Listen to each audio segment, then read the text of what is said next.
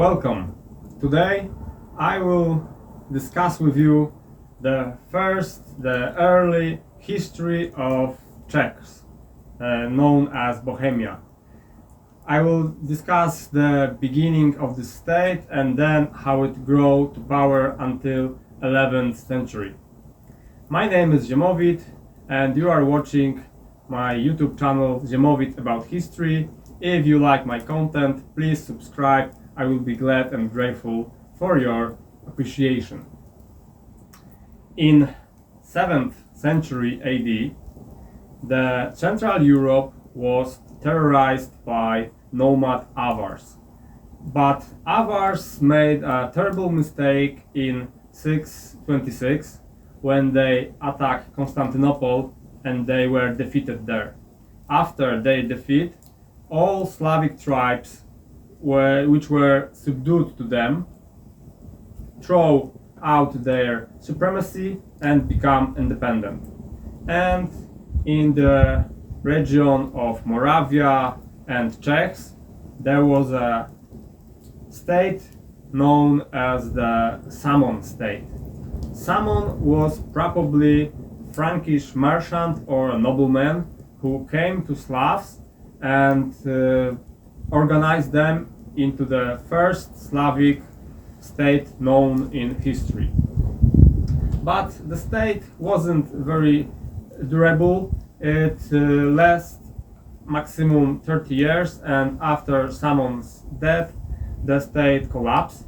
But the memory about Slavic state remained, and then in Czechs emerged a new dynasty which first creator was Przemysław. Przemysław, due to a legend, was a farmer, and he became a first prince of Czechs because he was very pure and brave, and he had a lot of very good qualities of character, as legend says. After Przemysł, there were few quasi-legendary Czech princes like Neklan, and then after Neklan, Gościsław. But the first fully historical Czech prince was Bożywój. Bożywój was a prince in the second part of 9th century, and we know quite well about him because in this time in Moravia and in today Slovakia was very powerful Slavic state known as Great Moravia, and Czechs were vassals to these powerful eastern neighbors. And Bożywój is mentioned as a vassal of Świętopełk the Great, leader of Great Moravia. As a vassal of Christian ruler, because Great Moravia took Christianity from Byzantium, Bożywój was baptized in 884, but it doesn't mean that the Czechs become Christians in the moment. No, the pagan religion was very strong in Czechs for another 100 years. But we have the first Christian ruler in Czechs, although the Czechs were not independent, they were subdued to Great Moravians.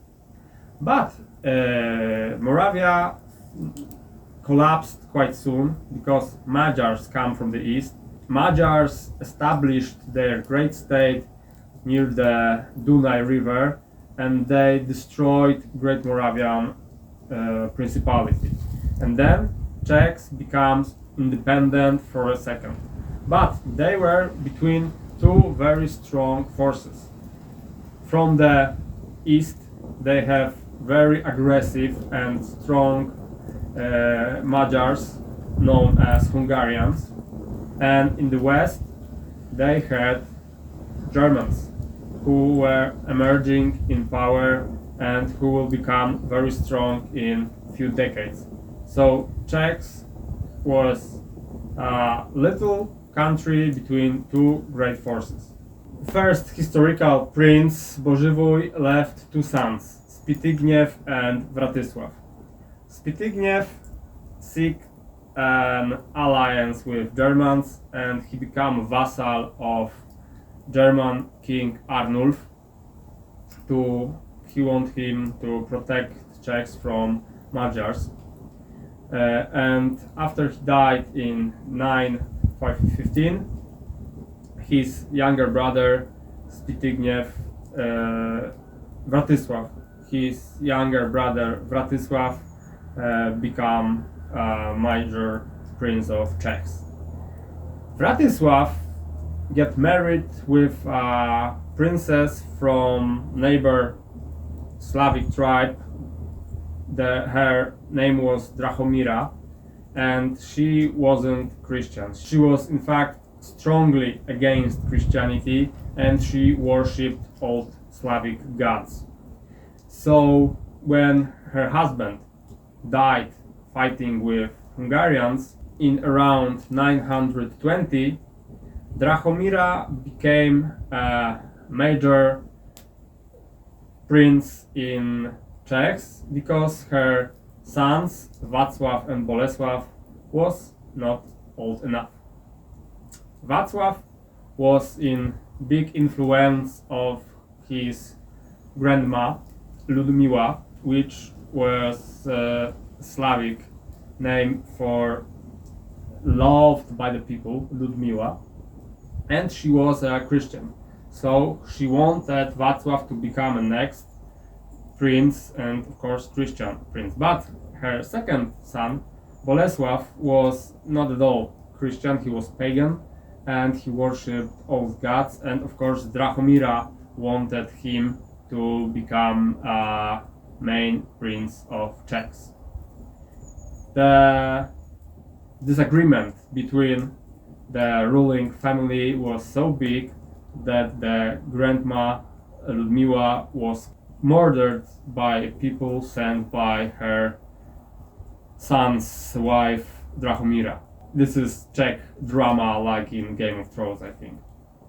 And therefore Wacław became a prince few years later.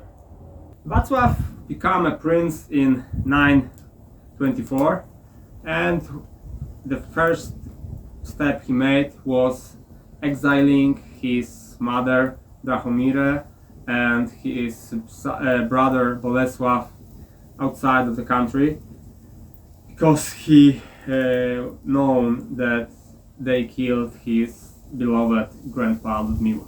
After 5 years, Wacław, who was very keen to be allied with Germans and with Christians, invited his brother and his mother for a big celebration in honor to some Czech saints, and he was hoping to repair the relationship, and he thought that after 5 years there will be no quarrel between brothers. He was very surprised because when Bolesław came, he immediately killed his older brother and became Prince of Czechs.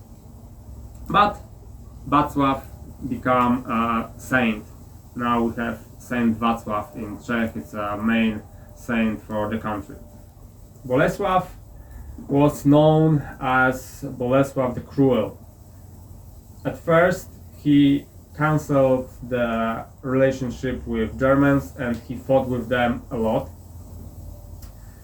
As enemy of Germans, he became closer with Magyars, who was also fighting with them.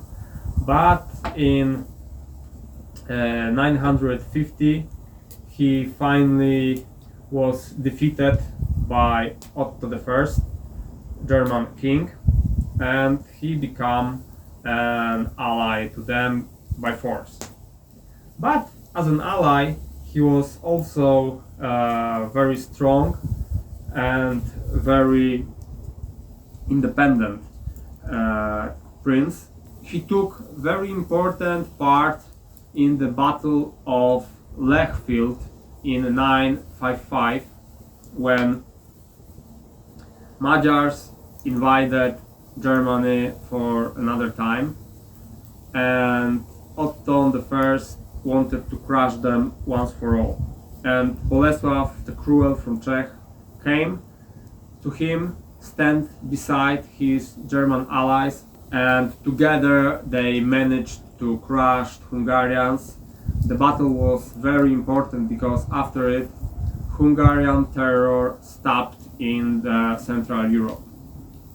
And after this victory, Otto I became a first German Caesar. So it was very, very important battle in which Bolesław the Cruel took part on the side of Germans. Also, Bolesław had a very important daughter. She was born in 948 and her name was Dobrawa. Dobrawa was later first wife of Mieszko I, first Polish prince, and she took Christianity to the north, to the Polish tribes, and Mieszko became Christian in 966.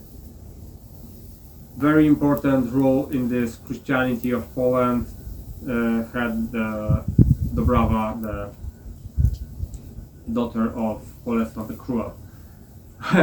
Also, funny thing, Bolesław the Cruel, to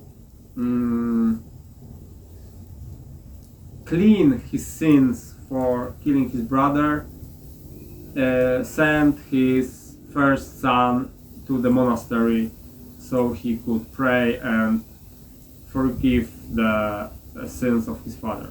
Very clever way to get rid of sins and one of his sons.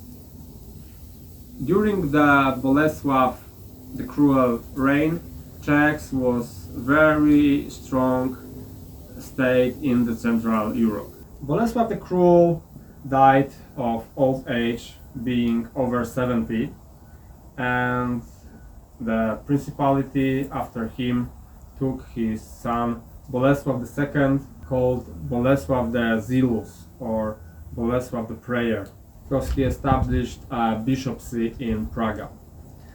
He is known as Bolesław the Zealous because even then he murdered half of his family in 995 because he wanted all the power to him. And one of surviving member of this family, Wojciech, fled north to Bolesław the Brave, Polish king, and Bolesław sent him to the north to Christianize pagan Prus in the northeast Poland, the Nordic Poland. Wojciech died there and immediately became a saint because he was a nobleman who tried to convert pagans without using force. As long as Mieszko I ruled Poland, the relationships with Czechs were quite good, but in the late 10th century these two states became hostile, and in 990 war started between Poland and the Czechs, and the Czechs lose Silesia to Poland. Silesia was Czech's province for almost 1 century.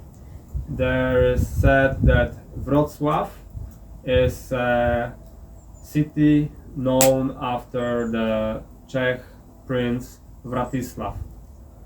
This is a quite probable theory, I think.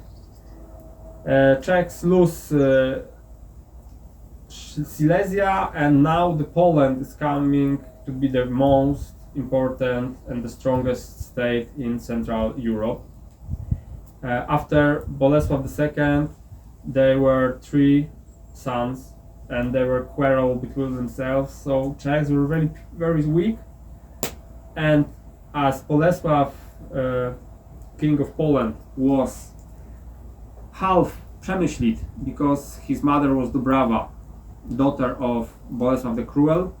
Bolesław took the throne in Czechs, and for a few years Czechs were united with Poland, as the Bolesław was King of Poland and Prince of Czechs. But Germans cannot stood that. They were able to beat Bolesław's forces in Czechs, so Bolesław lost the throne in Prague. But this shows how Czechs in the 11th century become much weaker than they were before. After this house, there was another strong Czech prince, Břetislav, in 1035-1055, but he was the last strong Czech prince from the first Czech monarchy, the early Przemyślid monarchy in Czechs. The very important factor was that the Germans become stronger and stronger. They defeated most of the Slavic tribes living near Odra river, so they expanded their influence much farther east, and Czechs came to an orbit of German influence, and they stayed in this situation for a long time. But the situation will change in 13th century, but that's history for another meeting. So I hope you like this story about early Czech history. Please subscribe to my channel, and I will publish for you a much more history of Europe, mainly medieval and also ancient Europe history. So take care, see you next time in the next video. Bye.